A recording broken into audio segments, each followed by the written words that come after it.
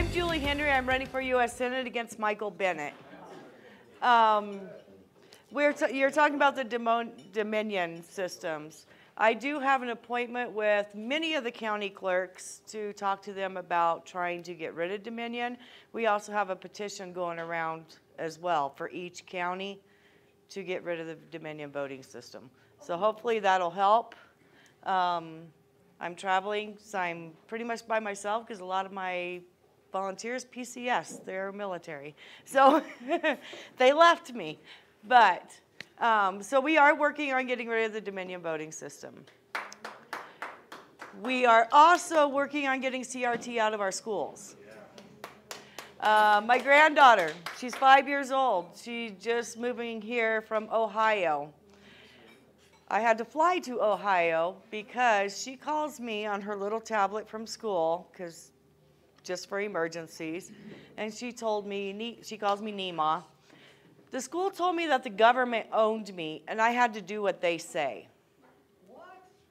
5 years old. This is in kindergarten.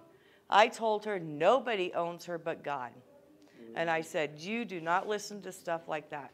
And she goes, is that what I tell them? I said, yeah, you tell them you don't have to do what the government says. You're your own person. The government doesn't own you.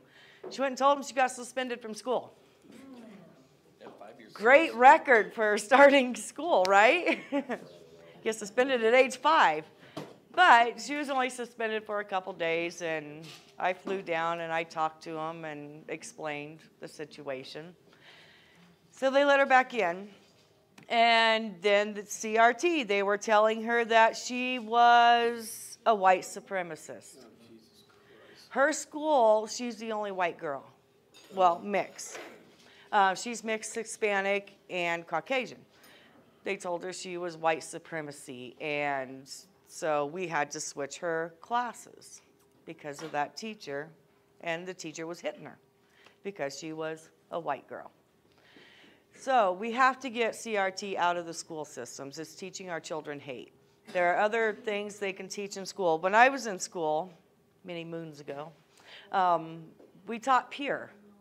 I started a peer class, and that taught kids to tolerate each other, learn how to accept each other, learn how to get along. You know, we had different scenarios set up where they would have to react, and it helped. I mean, granted, I graduated with a class of 16, so I'm from a town that would probably fit in this whole building here. So, What town? Callaway, Nebraska. I'm like a little dot on the map. We had 585 people in my hometown. So I had a very boring life, so if you ever tried to find any dirt on me, there's probably not any. My family was on each corner, so I had to be really good. Not that I wanted to be, but so yeah, we're trying to get rid of CRT. We're trying to get rid of the Dominion voting system. We are also, I am working with Ted Cruz, talking to Ted Cruz next week about meeting at the border the first week in December. We need to get our wall built. We've already paid for it. It's sitting there getting rusted, and we are paying the contractors still. We're wasting money. It needs to be done.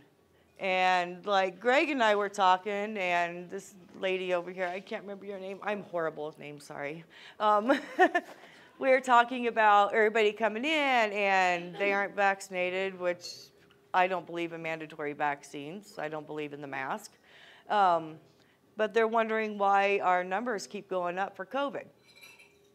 We're letting illegals come in. We're putting them all around the United States. We don't know if they have COVID. We don't know if they, what they have. So we need to get the wall built. With Biden, or the DOJ, I should say, wanting to compensate the illegals crossing in during the Trump era that were split between their children, divided. Why would we pay illegals? Why do we pay the people that commit a crime and go to prison for splitting them up between their, away from their children? Are we paying them? It's the same thing. It's illegal. They are doing illegal acts. So there's so much in this world today that really needs to be straightened out. And it's just really hard to pick 2 or 3 things to work on. A lot of people have been coming to me asking me for help, most of them military, because I am prior military, and I am a small business owner. So this gentleman was military, he got injured, he got out, lost his hand. He is not getting VA. He is not getting TRICARE. So I am fighting for him. I had a meeting yesterday with the head of the VA and the head of TRICARE, and talked to a company here in Colorado Springs to donate him a hand for Christmas. Why is he not getting all those benefits? Because he was commissioned in and he went to training, he got hurt, and then they told him that you either stay in and be on profile the whole time or get out. So he got out. As long as he has an honorable discharge. If you have an honorable discharge, you've got military. I'm a retired Navy commander. Yeah. If you are retired, if you are a veteran, Yep. and you have a DD-24, you're going to get a DD-214 if you serve. Yep. And it's honorable.